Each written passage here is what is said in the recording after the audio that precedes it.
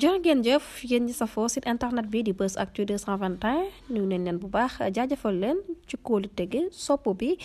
ak topp bi nga xamante ne rek yi nag ñu koy topp bu leen fàttee abonné di bës cloche de notification yi ngir mën a am yeneen i info Diop daal di ne àddu jëmee ci taxawaay bi nga xam ni saa su ne dañ koy gis ci mim réew di Sénégal lenn ci journaliste di ko taxawee rawat na fi nga xam ni moo di RTS nationale di radio télévision sénégalaise waaye ci loolee Moustapha Diop daal di àddu xamle bu baax a baax nañu bàyyi xel nii le ginnaaw bi nga xamee ñii di ay journaliste lu ci ëpp lu ci jiitu mooy sénégalais lañ Sénégal nag bu Sénégal di football mën nañ ne Sénégal lañ daal di faral ca loolee sax gis nañu France ginnaaw bi nga xamee ñenn ci ay journaliste foofu nekk ci leen télé différentes yi la mën nañ ne bu France di football ba nga leen di seetaan da ngay xam ni ñii France dëgg la maanaam dañuy xam ni ñii non seulement ay journaliste lañ waaye non seulement France lañ daal di supporter ndax kat daanaka ni ñuy chroniquer moo la koy daal di wan ca loolee sax mu daal di xam ne kon jamono guñ toll nii mën nañ ne ginnaaw bi nga xamee leen ci ab journaliste yu faroo foofee ci RTS mën nañ ne taxawaay bi nga xam ne amee nañ ko noonu rek li mën a nekk daal di demee waaye nag loo daal di xam le moom mi nga xam ni moo di Moustapha Diop mën nañ ne daanaka lu am solo ba am solo mooy journaliste fépp foo mënta nekk bu ne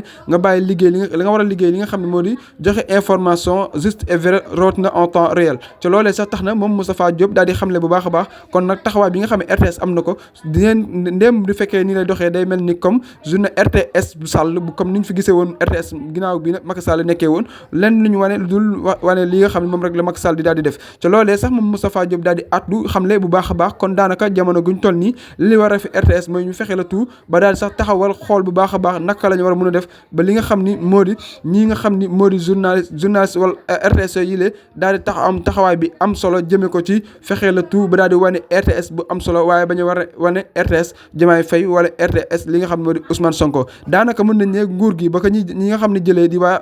Bassirou Diomaye Faye gi gis nañu RTS mu ngi commencé di avancer ndànk-ndànk ci ay abonné waaye nag mën nañ ne Sénégalais donte ginnaaw wanoon la ñun ginnaaw ci lu yàgg ndax kat saa su ne dañuy gis ni lu jëm ci nguur rek lañ daal di wane RTS ay journalistes ñoo fa nekk kon nag daanaka donte radio télévision sénégalaise la war nañ Sénégalais bu nekk daal di ci gis boppam ci état bu liggéey lu baax ñu daal di wane waaye tamit bu liggéey li nga xam nag sunu noonu la ñu daal di wane su ko defee ñu nekk ay journalistes yi nga xam dañuy jox information en temps réel daanaka Moustapha Diop daal di addu ba ñëw ci match football yi ñëw fépp foo xam ne journaliste taxawaay boobu la war a daal di amee waaye nag journaliste dafa war nekk ab mbubb gi nga xam ne dafay sol mbubb journaliste waaye warul solal mbubb ak kenn ndax kat dafa war di joxe information en temps réel ndax kat ñoom ñooy war di jotale information yi fi nga xam ni ñëpp ñi nga xam ni information daf leen manqué kon ab journaliste moo ko war di joxe ba tax na journaliste boobu war na nekk ki nga xam ne ku màndu lay doon ku jub lay doon waaye tamit nekk nga xam ni donte far mënul ñàkk waaye tamit saa suy joxe information mu bañ kaa fësal ba ki koy déglu wala ki koy seetaan daal di xam ni kat kii fii la bokk wala fee la bokk